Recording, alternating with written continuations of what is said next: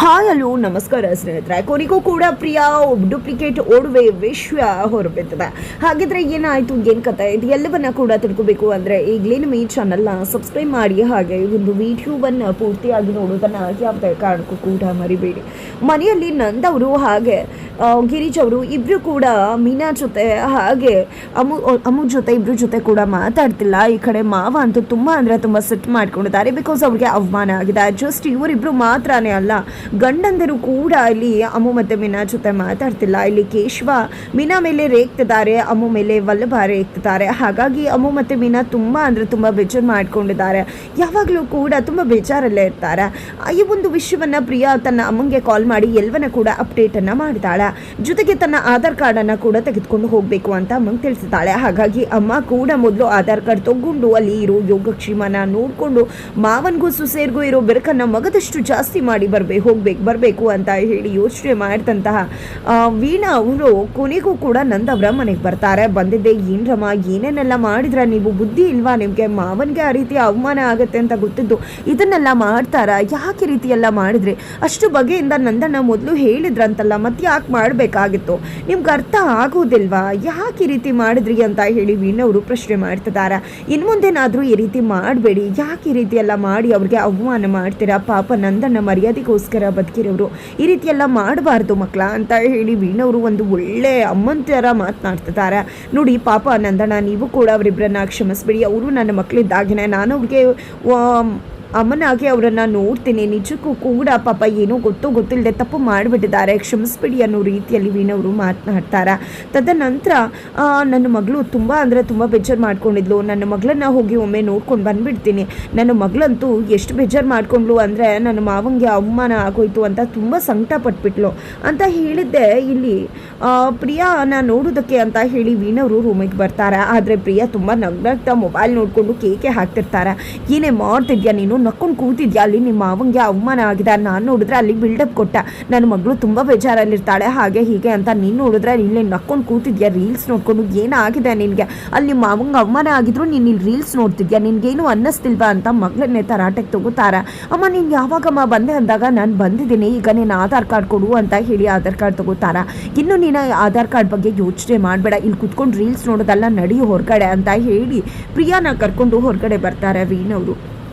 ಪಾಪ ನನ್ನ ಮಗಳು ಅಳ್ತಾ ಕೂತಿದ್ಲು. ನಾನೇ ನನ್ನ ಮಗಳನ್ನ ಸಮಾಧಾನ ಮಾಡಿ, ಬಾಮ್ಮ ಕೆಲಸ ಮಾಡು, ಹೇಗೋ ಒಂದು ರೀತಿ ಮನಸ್ಸು ಸಮಾಧಾನ ಆಗುತ್ತೆ ಅಂತ ಹೇಳಿ ಕರ್ಕೊಂಡು ಬಂದೆ. ನೋಡಿ ನನ್ನ ಮಗಳ ಮುಖ ಹೇಗಾಗ್ಬಿಟ್ಟಿದೆ ಅನ್ನೋ ರೀತಿಯಲ್ಲಿ ವೀಣವರು ತುಂಬ ಚೆನ್ನಾಗಿ ಡ್ರಾಮಾವನ್ನು ಮಾಡ್ತಾರೆ.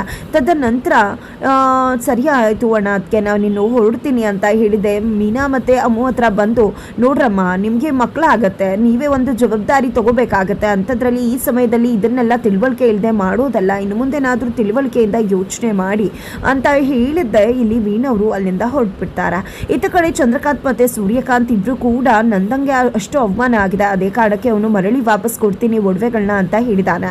ಖಂಡಿತವಾಗ್ಲೂ ಒಡವೆಗಳನ್ನ ಕೊಡ್ತಾನ ಅಂತ ಹೇಳಿ ಸೂರ್ಯಕಾಂತ್ ಚಂದ್ರಕಾಂತ್ ಹತ್ರ ಹೇಳ್ತಿದ್ರೆ ಖಂಡಿತ ಕೊಡ್ತಾನೆ ಅಂತ ಅನ್ನಿಸ್ತದ. ಆದ್ರೂ ಕೂಡ ಅವ್ನು ಕೊಟ್ಟ ಒಡವೆಗಳು ಡೂಪ್ಲಿಕೇಟು ಒರಿಜಿನಲ್ಲು ಅನ್ನೋದನ್ನ ನಾವು ಚೆಕ್ ಮಾಡಿಸ್ಬೇಕಾಗತ್ತಾ. ಯಾರು ಗೊತ್ತು, ಡೂಪ್ಲಿಕೇಟ್ ಒಡವೆಗಳನ್ನ ಕೊಟ್ಬಿಟ್ರೆ ಏನು ಮಾಡೋದು ಅಂತ ಹೇಳಿ ಹೇಳ್ತಿದ್ದಾಗನೆ ಅಲ್ಲಿಗೆ ಕಲವರು ಬರ್ತಾರೆ. ಕಾಫಿ ತಗೊಂಡು ಕೊಟ್ಟ ನಂತರ, ದಯವಿಟ್ಟು ನಾನು ಒಂದು ಮಾತು ಹೇಳ್ತೀನಿ, ತಪ್ಪು ತಿಳ್ಕೊಬೇಡಿ.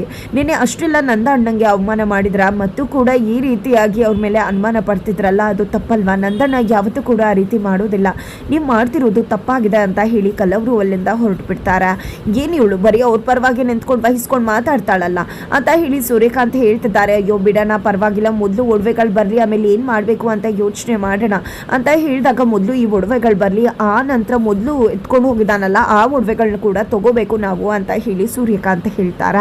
ಇತ್ತ ಕಡೆ ಮೀನಾ ಮತ್ತು ಅಮ್ಮು ಇಬ್ರು ಕೂಡ ಅತ್ತೆ ಜೊತೆ ಮಾತಾಡಬೇಕು ಅಂತ ಪ್ರಯತ್ನ ಪಡ್ತಾರೆ. ಬಟ್ ಅತ್ತೆ ಅಂತೂ ಇಲ್ಲಿ ಮೀನಾ ಮತ್ತು ಅಮ್ಮು ಜೊತೆ ಮಾತಾಡೋದಕ್ಕೆ ರೆಡಿ ಇಲ್ಲ. ಅಯ್ಯೋ ಅತ್ತೆ, ಇನ್ನು ಎಷ್ಟು ದಿನ ಕೋಪ ಮಾಡ್ಕೊಂಡಿರ್ತೀರಾ ಅತ್ತೆ ಅಂತ ಹೇಳ್ತಿದ್ರು. ಇಲ್ಲಿ ಗಿರೀಶ್ ಅವರು ಮಾತಾಡ್ತಿಲ್ಲ. ನಂತರ ಪ್ರಿಯಾ ಬಾಮ್ಮ, ಇಲ್ಲಿ ನಾನು ಚಿನ್ನದ ಒಡವೆಗಳನ್ನ ತರೋಕೆ ಹೋಗಬೇಕು, ಹೋಗಿ ಬರ್ತೀನಿ ಅಂದಾಗ ನಾವು ನಿಮ್ಮ ಜೊತೆ ಬರ್ತೀವಿ ಅತ್ತ ಅಂತ ಹೇಳಿ ಮೀನಾ ಮತ್ತು ಅಮ್ಮು ಹೇಳ್ತಾರೆ. ಬೇಡ, ಯಾರು ಕೂಡ ನನ್ನ ಜೊತೆ ಬರೋದು ಬೇಡ, ನಾನೇ ಹೋಗ್ತೀನಿ. ಹಾಗೂ ಬರಬೇಕು ಅಂದರೆ ಪ್ರಿಯಾ ಮಾತ್ರ ನನ್ನ ಜೊತೆ ಬರಲಿ. ಬಾಮ್ಮ ಮೀನಾ ಹೋಗೋಣ ಅಂತ ಹೇಳಿ ಮೀನಾ ಹೆಸರನ್ನೇ ಹೇಳ್ಬಿಡ್ತಾರೆ. ಈ ಕಡೆ ಮೀನಾಗೆ ತುಂಬ ಖುಷಿ ಆಗತ್ತೆ. ನಂತರ ಪ್ರಿಯಾ ಬಾಮ್ಮ ಅಂತ ಹೇಳಿ ಕರೆದುಕೊಂಡು ಹೋಗ್ಬಿಡ್ತಾರೆ. ಈ ಕಡೆ ಅಮ್ಮು ಮತ್ತು ಮೀನಾ ಇಬ್ಬರು ಕೂಡ ದೇವಸ್ಥಾನಕ್ಕೆ ಹೋಗ್ತಾರೆ. ಮನಸ್ಸಿಗೆ ಒಂದು ರೀತಿ ಸಮಾಧಾನ ಸಿಗುತ್ತೆ ಅಂತ. ದೇವಸ್ಥಾನಕ್ಕೆ ಬಂದಮೇಲೆ ಒಂದು ರೀತಿ ಸಮಾಧಾನ ಆಯಿತು ಅಲ್ವಾ ಅಮ್ಮು ಅಂತ ಹೇಳಿ ಮೀನಾ ಹೇಳ್ತಿದ್ರೆ, ಏನಕ್ಕ ಸಮಾಧಾನ, ಅತ್ತೆ ನಮ್ಮ ಜೊತೆ ಮಾತಾಡ್ತಾನೆ ಇಲ್ವಲ್ಲ ಅಂತ ಹೇಳಿ ಹೇಳ್ತಾಳ. ಖಂಡಿತ ಇವತ್ತು ಮಾತಾಡ್ತಿಲ್ಲ, ಎಷ್ಟು ಸಮಯ ಇರುತ್ತೆ ಕೋಪ, ಸ್ವಲ್ಪ ಸಮಯ ಇರುತ್ತೆ ಅಷ್ಟೇ, ಆನಂತರ ಕೋಪ ಕಡಿಮೆ ಆದಾಗ ಅತ್ತೆನೇ ನಮ್ಮ ಜೊತೆ ಮಾತಾಡ್ತಾರೆ ಅಂತ ಹೇಳಿ ಮೀನಾ ಹೇಳ್ತಾರೆ. ಆದರೂ ಅಕ್ಕ ಕೇಶವಣ್ಣ ಮಾತಾಡಿದ್ರ ನಿನ್ನ ಜೊತೆ ಅಂತಕ, ಮಾತಾಡುತ್ತ ನನ್ನ ಹತ್ರ ಬಂದು ಕ್ಷಮೆ ಕೇಳ್ದ, ನಾನೇ ಹೋಗ್ಲಿ ಬಿಡು ಪಾಪ ಅಂತ ಹೇಳ್ದ ಅಂತ ಹೇಳಿ ಮೀನಾ ಹೇಳಿದ ತಕ್ಷಣ, ಹೌದಾ ನಿಮ್ಮ ಗಂಡ ನೋಡಿ ನಿಮ್ಮ ಜೊತೆ ಹೇಗೆ ಮಾತಾಡಿದ್ದಾರೆ, ಆದರೆ ನನ್ನ ಗಂಡನೂ ಇದ್ದಾನೆ, ಗುರು ಅಂತಾನೆ ಅಂತಿರ್ತಾನೆ, ನಿಜವಾಗ್ಲೂ ಹೇಗೆಲ್ಲ ಬೈತಾನೆ ಗೊತ್ತಾ, ಅತ್ತೆ ಏನೋ ನನ್ನ ಜೊತೆ ಇದ್ದಿದ್ರೆ ಏನೋ ಯಾಕೋ ಈ ರೀತಿ ಬೈತೀಯ ಅಂತ ಕೇಳ್ಬಿಡ್ತಿದ್ದೆ, ಆದರೆ ಅತ್ತೆನೇ ನಮ್ಮ ಪರವಾಗಿ ಇಲ್ವಲ್ಲ, ಹಾಗಾಗಿ ತುಂಬ ಬೇಜಾರಾಯಿತು ಅಂತ ಹೇಳಿ ಅಮ್ಮು ಹೇಳ್ತಿರ್ತಾರೆ. ಅಷ್ಟರಲ್ಲಿ ಕೇಶವನೇ ಅಲ್ಲಿಗೆ ಬರ್ತಾರೆ. ಕೇಶವ ಬಂದ ತಕ್ಷಣ, ಅಯ್ಯೋ ಕೇಶವಣ್ಣ ಇಲ್ಲಿದ್ದೀರಾ, ಬನ್ನಿ ಮೀನಕ್ಕನ್ನ ನೋಡೋಕೆ ಅಂತ ಬಂದ್ರ ಅಂತ ಹೇಳಿ ಹೇಳ್ತಾರೆ. ಬಟ್ ಅವರು ಡೆಲಿವರಿ ಕೊಡೋಕೆ ಹೋಗ್ತಿರ್ತಾರೆ. ದಾರಿ ಮಧ್ಯದಲ್ಲಿ ಗಾಡಿ ಕೈ ಕೊಡ್ತು ಅಂತ ಅಲ್ಲಿ ಸ್ಟಾಪ್ ಮಾಡಿರ್ತಾರೆ. ಆದರೆ ತಕ್ಷಣ ಮೀನಾ ಕಡೆ ಕೂಡ ನೋಡದೆ ಕೇಶವ ಸ್ಟಾರ್ಟ್ ಮಾಡಿಕೊಂಡು ಅಲ್ಲಿಂದ ಹೊರಟ್ಬಿಡ್ತಾರೆ. ಈ ಕಡೆ ಏನು ಮೀನಕ್ಕ ಸುಳ್ಳು ಹೇಳಿದ್ರ, ನನಗೆ ಸಮಾಧಾನ ಮಾಡಬೇಕು ಅನ್ನೋ ಕಾರಣಕ್ಕೆ ಕೇಶವ ಭಾವ ಕೂಡ ನಿಮ್ಮ ಜೊತೆ ಮಾತಾಡ್ತಿಲ್ಲ ಅಲ್ವಾ ಅಂತ ಹೇಳಿ ಅಮ್ಮು ಕೇಳಿದಾಗ, ತುಂಬ ಬಿಸಿಲಿದೆ ಬಾ ಅಮ್ಮು ಮನೆಗೆ ಹೋಗೋಣ ಅಂದಾಗ, ಬಿಸಿಲಲ್ಲ ಅಕ್ಕ ಇದು ನಮ್ಮ ಗಂಡ ಮಾಡ್ತಿರುವಂತಹ ಆ ಒಂದು ನಡವಳಿಕೆಯಿಂದ ನಮ್ಗೆ ಆಗ್ತಿರೋ ಬೇಜಾರು ಅಷ್ಟೇ ಅಂತ ಹೇಳಿ ಅಮ್ಮು ಹೇಳ್ತಾರೆ. ನಂತರ ಮೀನಾ ಮತ್ತು ಅಮ್ಮು ಇಬ್ಬರು ಕೂಡ ಮನೆಗೆ ಬರ್ತಾರೆ. ಮನೆಗೆ ಬರ್ತಿದ್ದಾಗೆ ಗಿರೀಶ್ ಅವ್ರು ಕೂಡ ಪ್ರಿಯಾ ಜೊತೆ ಒಡವೆಗಳನ್ನ ತಗೊಂಡು ಮನೆಗೆ ಬರ್ತಾರೆ. ಅದೇ ಒಡವೆಗಳು ತಂದ್ರ ಅಂದಾಗ ಇಲ್ಲಿ ರಕ್ಷನ ಕರೆದಿದ್ದೆ, ರಕ್ಷಾ ಬಾಯಲ್ಲಿ ಅಮ್ಮು ಒಡವೆಗಳು ಯಾವುದು ಅನ್ನೋದನ್ನು ತಿಳ್ಕೊಂಡು ಅವಳಿಂದ ಈ ಒಡವೆಗಳನ್ನ ಸುಂದರನ ಕೈಲಿ ಅವ್ರ ಮನೆಗೆ ಕೊಟ್ಟು ಕಳಿಸ್ಬಿಡ್ಬೇಕು ಅಂತ ಗಿರೀಶ್ ಅವ್ರು ಹೇಳ್ತಾರೆ. ಹಾಗಾಗಿ ರಕ್ಷಾ ಬಂದದೆ ಅಮ್ಮನ, ಇದು ನಿನ್ನ ಒಡವೆಗಳನ್ನ ಅಂತ ಕೇಳಿ ಪಕ್ಕಕ್ಕೆ ಇಡ್ತಿದ್ದಾರೆ. ಅದೇ ಟೈಮಲ್ಲಿ ಪ್ರಿಯಾ ತನ್ನ ಒಡವೆಗಳನ್ನ ಎತ್ಕೊಂಡಿದ್ದೆ, ಸದ್ಯಪ್ಪ ನನ್ನ ಒಡವೆಗಳು ನನಗೆ ಸಿಕ್ತು, ಗೊತ್ತಾಗ್ಬಿಟ್ರೆ ಏನು ಮಾಡೋದಪ್ಪ, ಡೂಪ್ಲಿಕೇಟ್ ಅಂತ ಅಂದ್ಕೊಂಡಿದ್ದೆ. ಒಡವೆ ತೆಗೆದು ನೋಡ್ತಾಳೆ, ಆಲ್ರೆಡಿ ಕಲರ್ ಎಲ್ಲ ಡಿಮ್ ಆಗ್ತಿರುತ್ತೆ. ಏನಿದು ಕಲರ್ ಎಲ್ಲ ಡಿಮ್ ಆಗ್ತದೆ, ಇದನ್ನ ಏನಾದರೂ ಅತ್ತೆ ಮತ್ತು ಮೀನಾ ಯಾರು ನೋಡಿಬಿಟ್ರೆ ಖಂಡಿತ ಸಿಕ್ಕಾಕೊಂಡ್ಬಿಡ್ತೀನಿ ಅಂತ ಅನ್ಕೋತಿದ್ದಾಗೆ ಒಡವೆನ ನೋಡಿದ, ಅಯ್ಯೋ ಕಾಸನ್ ಸರ ಎಷ್ಟು ಚೆನ್ನಾಗಿದೆ ಕೊಡಿ, ಅದಕ್ಕೆ ನಾನು ಈ 1-2 ಫೋಟೋ ತಗೋತೀನಿ ಅಂತ ರಕ್ಷಾ ಹೇಳ್ತಾಳೆ. ಬೇಡ ರಕ್ಷಾ, ಬೇರೆ ಒಡವೆ ಕೊಡ್ತೀನಿ, ಇದು ಬೇಡ ಅಂತ ಪ್ರಿಯಾ ಹೇಳ್ತಿದ್ರೆ, ನೋಡಿದ್ಯಾ ಅಮ್ಮ ಪ್ಲೀಸ್ ಅವ್ರಿಗೆ ಹೇಳಮ್ಮ ಕೊಡಿ ಅಂತ ರಕ್ಷಾ ಅಮ್ಮನ ಹತ್ರ ರಿಕ್ವೆಸ್ಟ್ ಮಾಡ್ಕೊಂಡಾಗ ಗಿರೀಶ್ ಅವರು ಕೊಡು ಪ್ರಿಯಾ ಅವ್ರಿಗೆ ಅಂತ ಹೇಳಿದಾಗ, ಸರಿ ಆಯಿತು ಅಂತ ಹೇಳಿ ಕೊಟ್ಟು ಹೆದರ್ಕೋತಿರ್ತಾರೆ. ಬಟ್ ಅಷ್ಟರಲ್ಲಿ ಸುಂದ್ರ ಅವ್ರು ಬರ್ತಾರೆ. ಸುಂದ್ರ ತಗೋ ಒಡವೆಗಳನ್ನ ಕೊಟ್ಬಿಡು ಅವ್ರಿಗೆ ಅಂತ ಹೇಳಿ ಅಮ್ಮು ಒಡವೆಗಳನ್ನೆಲ್ಲ ಹಾಕಿ ಕೊಟ್ಬಿಡು ಅಂತ ಹೇಳಿ ರಕ್ಷಾಗೆ ಗಿರೀಶ್ ಅವರು ಹೇಳ್ತಾರೆ. ಆ ಒಂದು ಸಮಯದಲ್ಲಿ ರಕ್ಷೆ ಎಲ್ಲವನ್ನ ಕೂಡ ಕೊಡ್ತಾರೆ. ಅದೇ ಟೈಮಲ್ಲಿ ಕೊಡಬೇಕಾಗಿದ್ದ ಆ ಒಂದು ಒಡವೆಯನ್ನು ಪ್ರಿಯಾ ತನ್ನ ಹತ್ರನೇ ತಗೊಂಡು ಇಟ್ಕೊಂಡ್ಬಿಡ್ತಾಳೆ. ಆದರೆ ಖಂಡಿತವಾಗ್ಲೂ ಕೂಡ ಇಲ್ಲಿ ಎಡವಟ್ಟಾಗಿದೆ. ಇಲ್ಲಿ ಅಮ್ಮು ಒಡವೆನ ಕೊಡೋಕೆ ಹೋಗಿ ಪ್ರಿಯಾ ಒಡವೆನೂ ಕೂಡ ಸೇರಿಸಿ ರಕ್ಷಾ ಕೊಟ್ಟಿದ್ದಾಳೆ. ಬಟ್ ಅದು ಪ್ರಿಯಾ ಗಮನಕ್ಕೆ ಬಂದೇ ಇಲ್ಲ.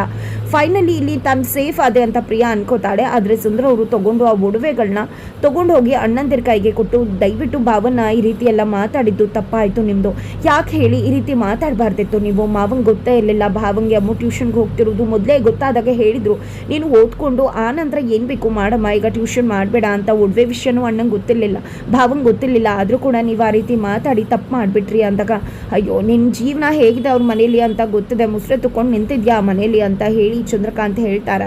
ನನ್ನನ್ನು ಅವ್ರು ತುಂಬ ಚೆನ್ನಾಗಿ ನೋಡ್ಕೊತಿದ್ದಾರೆ, ಮನೆ ಮಗನ್ ಥರ, ನಿಜವಾಗ್ಲೂ ಹೇಳಬೇಕು ಅಂದರೆ ಭಾವನ ಆಸ್ತಿನೇ ಸ್ವಾಭಿಮಾನ ಅಂತ ಹೇಳಿ ಸುಂದ್ರ ಅವರು ಅಲ್ಲಿಂದ ಹೊರಟ್ಬಿಡ್ತಾರೆ. ಇತ್ತ ಕಡೆ ಕೊನೆಗೂ ಕೂಡ ಪ್ರಿಯಾ ಸಿಕ್ಕಿ ಬೀಳ್ತಿದ್ದಾಳೆ. ಬಟ್ ಇದರ ನಡುವೆ ಇಲ್ಲಿ ಮೀನಾ ಮತ್ತು ಅಮ್ಮು ವಿಷಯದಲ್ಲಿ ಪ್ರಿಯಾ ಮಾತಾಡ್ತಿರೋ ರೀತಿ ನಿಜಕ್ಕೂ ಅಚ್ಚರಿ ಆಗ್ತದೆ. ಯಾಕಂದರೆ ಗಿರೀಶ್ ಅವ್ರ ಹತ್ರ ಅಮ್ಮು ಮತ್ತು ಮೀನಾ ಬಂದು ಮಾತಾಡಿಸಿ ಅಂದಾಗ ಮಾತಾಡಲ್ಲ ಅಂತ ಗಿರೀಶ್ ಅವರು ಹೇಳಿದ್ದಕ್ಕೆ ಇಲ್ಲಿ ಅಮ್ಮು ಮತ್ತು ಮೀನಾ ಇಬ್ಬರು ಕೂಡ ಮನೆ ಬಿಟ್ಟು ಹೋಗ್ತೀವಿ ಅಂತ ಹೇಳ್ತಾರೆ. ಆಗ ಇಲ್ಲಿ ಗಿರೀಶ್ ಅವ್ರಿಗೆ ಒಂದು ರೀತಿ ಆಘಾತ ಆಗುತ್ತೆ. ಬಟ್ ನಿಮ್ಗೆ ಹೇಗೆ ಬೇಕೋ ಹಾಗೆ ಮಾಡ್ಕೊಳ್ಳಿ ಅಂತ ಹೇಳ್ಬಿಡ್ತಾರೆ. ಆಗ ಪ್ರಿಯಾ ದಯವಿಟ್ಟು ಅವರನ್ನು ಕ್ಷಮಿಸಿ ಮಾತಾಡಿಯತ್ತೆ ಅಂತ ಹೇಳಿ ಹೇಳ್ತಿದ್ದಾಳೆ. ಮಾವಂಗೂ ಕೂಡ ಅದೇ ರೀತಿ ಹೇಳ್ತಿದ್ದಾರೆ. ಇದನ್ನು ನೋಡಿದ್ದೆ ಅಮ್ಮು ಮತ್ತು ಮೀನಾಗೆ ಅಚ್ಚರಿ ಆಗ್ತದೆ. ಇಲ್ಲಿಂದ ಏನು ಕುತಂತ್ರ ಇರ್ಬೋದು ಪ್ರಿಯಾದು ಅನ್ನೋದು ಗೊತ್ತಿಲ್ಲ. ಬಟ್ ಮುಂದೆ ನೋಡಿದ್ರೆ ಖಂಡಿತವಾಗ್ಲೂ ಒಳ್ಳೆ ಥರನೇ ಮಾತಾಡ್ತಿದ್ದಾರೆ. ಕೊನೆಗೂ ಕೂಡ ಸೂರ್ಯಕಾಂತ್ ಚಂದ್ರಕಾಂತ್ ಒಡವೆಯನ್ನು ಚೆಕ್ ಮಾಡಿಸಿದ್ದೆ, ಡೂಪ್ಲಿಕೇಟ್ ಒಡವೆ ಅನ್ನೋದು ಗೊತ್ತಾಗತ್ತಾ. ಪ್ರಿಯಾ ತಂದಿದ್ದಂತಹ ಒಡವೆ ಡೂಪ್ಲಿಕೇಟ್ ಅನ್ನೋ ವಿಷಯ ಮನೆಯವರು ಎಲ್ಲರ ಮುಂದೆ ಬಯಲಾಗತ್ತಾ. ಏನಾಗತ್ತೆ ಮುಂದಿನ ವಿಡಿಯೋದಲ್ಲಿ ನೋಡಿ.